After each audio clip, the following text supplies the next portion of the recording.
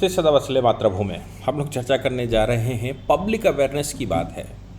आम आदमी को कितना मालूम है, कितना वो अपने अधिकारों के बारे में जानता है।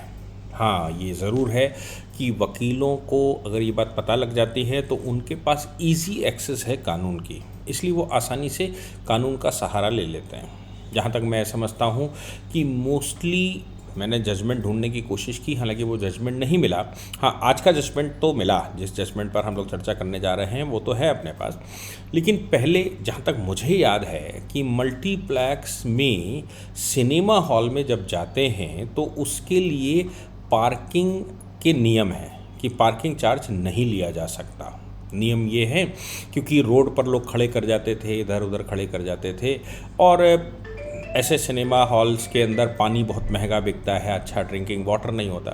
तो इस पर तमाम तरह के जब केसेस आए तो ये हुआ कि साहब आपने जब सिनेमा हॉल का टिकट ले लिया है तो उसकी पार्किंग की जिम्मेवारी आपकी बनती है। आपसे अगर किसी आपके सिनेमा हॉल में कोई आया है तो ड्रिंकिंग वाटर तो आप एटलीस्ट उसको देंगे ही। तो ऐसा नहीं है कि जो बोतल बाज़ार में 15 रुपए की बिकती है वो आप 40 रुपए की बेचते हैं, ऐसा नहीं कर सकते। ऐसे बहुत सारे पहले भी जजमेंट आ चुके हैं। ये मामला आज का केरला का है। इससे पहले गुजरात हाई कोर्ट का जजमेंट है जिसमें उन्होंने कहा है मल्टीप्लेक्स में जो पार्किंग है उस पार्किंग का पैसा आप वसूल नहीं कर सकते और आपको वसूल करने का अधिकार नहीं है। ऐसा ही एक जजमेंट इससे पहले दूसरे हाई कोर्ट का आया था। मैं आपको हाई कोर्ट का नाम बताता हूँ। दूसरे हाई कोर्ट ये गुजरात हाई कोर्ट के अलावा केरला हाई कोर्ट का पहले भी आ चुका है कि प्रेमा फेसाए लुलु मॉल, आपने उत्तर प्रदेश के अंदर लखनऊ में लुलु मॉल खूब सारा सुना होगा। लुलु मॉल में क्या क्या चला। लुलु मॉल ऐसा कहा जाता है कि किसी मोहम्मडन का इन्वेस्टमेंट उसमें है और उसने देश भर में वो बना रखे हैं। इसीलिए आपने देखा होगा कि लुलु मॉल के अंदर जो नमाज़ें पढ़ी जा रही थी उस पर कुछ विरोध हुआ, पब्लिक प्लेस पर नमाज नहीं पढ़ी जा सकती है। ज़्यादातर लुलु मॉल में एम्प्लॉयज़ भी मुस्लिम ही होते हैं, ऐसा भी कुछ लोगों का कहना है। और खूब सारे अखबारों का और लोगों का जो लोग वहाँ जाते हैं वहाँ हिंदू भी रहते हैं, ऐसा नहीं है, बाकी लोग भी रहते हैं, लेकिन कहते हैं कि सब एडमिनिस्ट्रेटिव कंट्रोल उनके हाथ में होता है। तो ये जो लुलु मॉल है, लुलु मॉल में केरला में पैसा वसूला गया, या फिर जो मल्टीप्लेक्स का मामला है गुजरात का, और अभी फिर से ये जो केस आया है इस केस में फिर से यही बात सामने आई। ये आंध्र प्रदेश का है। मामला ये था कि एक वकील साहब गए मल्टीप्लेक्स में मूवी देखने के लिए। उन्होंने नीचे अपनी बाइक पर गए होंगे, बाइक खड़ी कर दी। ये जो आंध्र प्रदेश के विजयवाड़ा का मामला है, बाइक खड़ी कर दी और बाइक खड़ी करके उन्होंने मूवी देखी। जब वो लौट कर आए तो उनसे जबरन 15 रुपये वसूल किए गए। 15 रुपये जब उनसे वसूल कर लिए गए तो वो टिकट लेकर उपभोक्ता फोरम चले गए। उपभोक्ता फोरम में उन्होंने क्लेम किया कि जब पहले से ये नियम है और राज्य सरकार ने अपना जियो भी 2007 में लागू कर रखा, 2007 में इशू कर रखा था, ये तभी की मामला है जब कोर्टों के ऑर्डर हो रहे थे और ये कहा जा रहा था कि आपके यहाँ जो मूवी देखने के लिए आएंगे उनके लिए आप पार्किंग मुहैया करवाइए, आप पानी उसमें फ्री में मुहैया करवाइए और उनको जो बेसिक एमिनिटीज़ हैं वो प्रोवाइड करवाइए, बाथरूम क्लीन रखिए, हाइजीनिक रखिए। ये सब उस समय के ऑर्डर हुए थे। तो इन्होंने 2007 में ज़्यादातर राज्य सरकारों ने अपने यहाँ इस तरह के ऑर्डर कर दिए थे और ये कहा था कि सरकारी भवनों में मोस्टली पार्किंग फ्री। जैसे उत्तर प्रदेश का मामला भी आपने सुना होगा, उत्तर प्रदेश में सभी सरकारी भवनों में पार्किंग फ्री है, कोई भी पार्किंग नहीं ली जा सकती और किसी भी ऐसे स्थान पर पार्किंग का कॉन्सेप्ट ही ख़त्म हो गया। ये कहा गया कि भाई पार्किंग नहीं हो सकती। अगर पार्किंग कोई होगी तो वो सिर्फ नगर निगम की पार्किंग होगी। नगर निगम ने अपनी पार्किंगें बना रखी हैं, वहाँ पर आप अपने वाहन खड़े करिए। ऐसा नहीं है कहीं भी आपने कोई स्थान खाली पड़ा था वहाँ पार्किंग बना ली और पार्किंग बनाकर वहाँ वाहन खड़े करने शुरू कर दिए और पैसे वसूलने शुरू कर दिए। जब गाड़ी गायब हो जाती है, बाइक चोरी हो जाती है, गाड़ी में कुछ और हो जाता है तो आप हाथ उठाकर खड़े हो जाते हैं, साहब भाई ये तो अपना था ही नहीं। तो फिर इस पर उत्तर प्रदेश सरकार ने अपने यहाँ एक जियो पास करके रखा और उन्होंने कहा कि हमारे यहाँ पार्किंग का कोई कॉन्सेप्ट नहीं है, आप सिर्फ और सिर्फ नगर निगम की या जो सरकार के द्वारा स्थान स्थान पर बनाई हुई पार्किंगें हैं वहाँ पर खड़ी करिए और वहाँ से प्रॉपर रसीद लीजिए। बाकी कोई पार्किंग नहीं बना सकता, चाहे वो किसी मार्केट की पार्किंग हो, शॉपिंग मॉल की पार्किंग हो या ऐसे। मैंने वो नोटिफिकेशन पढ़ा नहीं है, लेकिन उस पर उत्तर प्रदेश में चूँकि विधानसभा में, पिछली विधानसभा में खूब हंगामा हुआ था और उसके बाद कई एक हॉस्पिटल्स में, कई एक स्थानों पर जो पार्किंगें थी वो पार्किंगें ख़त्म करवाई गई और उस पर जियो पहले ही से था, पुलिस ने उसको ख़त्म करवाया है, डिस्ट्रिक्ट मजिस्ट्रेट ने ख़त्म करवाया है। ऐसा ही आंध्र प्रदेश विजयवाड़ा में एक जियो 2007 में लागू हुआ था। उस जियो के अनुसार कोई भी मल्टीप्लेक्स, ये जिसके पास सिनेमा हॉल, कई एक 3 सिनेमा हॉल हैं, वो अपने यहाँ पार्किंग की व्यवस्था नहीं कर सकता। अब क्या था, इनका कहना है, पार्किंग वालों का कहना है, मतलब मल्टीप्लेक्स वालों का कहना है कि साहब हमारे पास मॉल नहीं है, हमारे पास 3 सिनेमा हॉल हैं और वो 3 सिनेमा हॉल जो हमने बना रखे हैं साहब, वो उसके लिए हमने विजयवाड़ा की नगर महापालिका से अनुमति भी ले रखी है। हमको पार्किंग लगाने के लिए बाकायदा हमारे पास अधिकार पत्र है। कोर्ट क्या कह रहा है?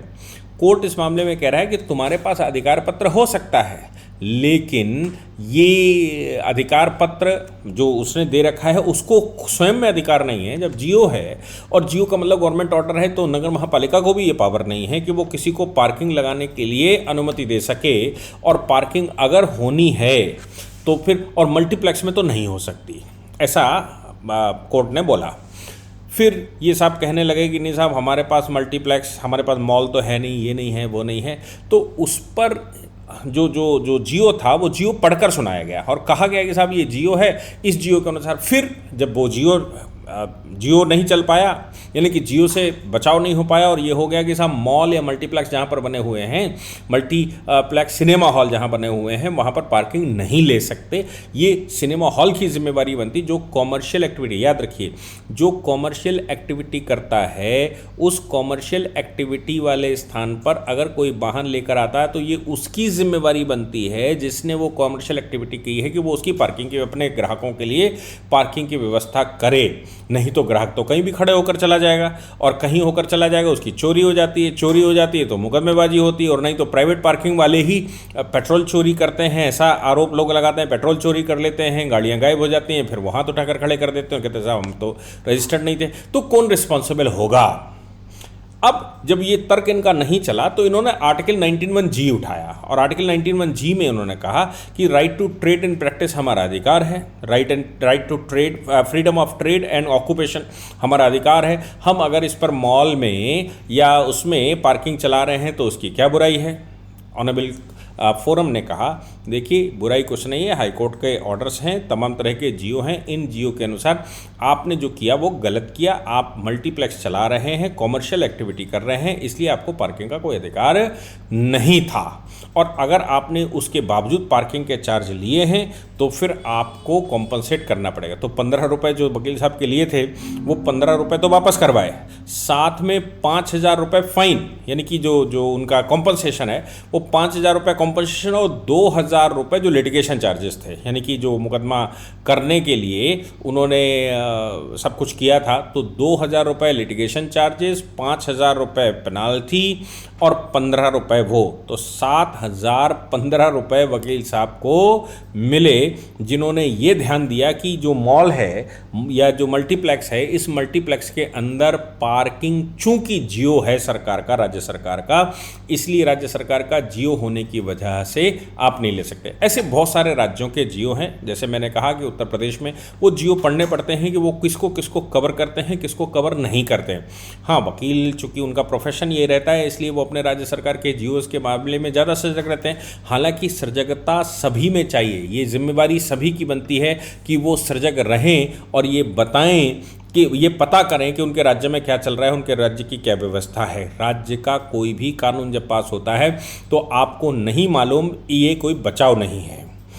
राज्य में कानून पास हुआ तो आपके ऊपर वो बाइंडिंग है, ये बात दिमाग में डालकर बैठिए कि वो बाइंडिंग नेचर का होता है और अगर उसमें कुछ गड़बड़ी पाई जाती है तो आप उसके लिए रिस्पॉन्सिबल माने जाते हैं। और अगर कोई व्यक्ति उस पर संज्ञान लेकर कंज्यूमर फोरम, चूंकि ये कंज्यूमर फोरम का कॉन्सेप्ट बाकी मैंने जब हाई कोर्ट बताया, केरला हाई कोर्ट बताया, गुजरात हाई कोर्ट बताया, ये तो हाई कोर्ट के मामले हैं, थोड़ा एक्सपेंसिव हो सकते हैं, लेकिन कंज्यूमर फोरम में तो आसानी से जा सकते हैं क्योंकि आप कंज्यूमर हैं, सिनेमा हॉल में फिल्म देखने गए हैं और फिल्म देखने के दौरान आपसे वो जो पार्किंग के चार्ज ले लिए गए हैं वो, या मॉल में गए हैं, उसके पार्किंग का चार्ज ले लिए गए हैं, या फिर आप जब मॉल में कुछ सामान खरीद रहे हैं तो उसके खरीदते समय वो अलग से आपको बैग देते हैं और उसके 5 रुपये काट लेते हैं। ये सब कुछ तमाम तरह के जजमेंटों में क्लेरिफाई किया गया है कि ये रिस्पॉन्सिबिलिटी बनती है उस मॉल वाले की कि वो आपको सामान किसी बैग में दे, हैंड बैग में दे, आप उसको अलग से पैसे दें या वो आपसे अलग से पैसे वसूले, ऐसा प्रावधान नहीं है। ये तमाम तरह के जजमेंट है और बीच बीच में आते ही रहते हैं। लेकिन इन वकील साहब को साधुवाद, जिन्होंने पूरे के पूरे आंध्र प्रदेश को, विजयवाड़ा का तो घटना है लेकिन पूरे आंध्र प्रदेश को ये बात बताने की कोशिश की और सक्सीड भी हुए कंज्यूमर फोरम में, जहां बहुत कम पैसे में 100-200 रुपये में पिटीशन हो जाती है। अगर आपसे ऐसा लगता है तो सिनेमा हॉल की रसीद लगाइए, साथ में पार्किंग की रसीद लगाइए और जाकर वहाँ क्लेम कर दीजिए। क्लेम करने के दौरान रेगुलेशन वहाँ दिखा दीजिए। जनरली कंज्यूमर फोरम को रेगुलेशन मालूम होता है, रेगुलेशन दिखा दीजिए या जियो दिखा दीजिए और जियो के बाद बताइए कि भाई इन्होंने गलत तरीके से किया है। आपको स्वतः ही जो पैसे आपने दिए हैं वो तो वापस होने ही होने हैं। आपकी सजगता के लिए आपको कंपनसेशन मिलेगा और जब आपने वकील के पैसे खर्च किए उसके पैसे भी आपको वापस मिलेंगे। अच्छा जजमेंट है, सभी को ध्यान रखना चाहिए। लेकिन मैं ये बात फिर से कहता हूँ, अलग अलग राज्यों में अलग अलग तरह के प्रावधान हैं, इसलिए ये सभी राज्यों पर पैरिटी पर लागू नहीं होता। हर राज्य के अपने कानूनों को, अपने गवर्नमेंट ऑर्डर को, अपने यहाँ के जजमेंटों को ध्यान में रखते हुए ही इन केसेस को लेकर जाएं। जय हिंद, जय भारत, वंदे मातरम।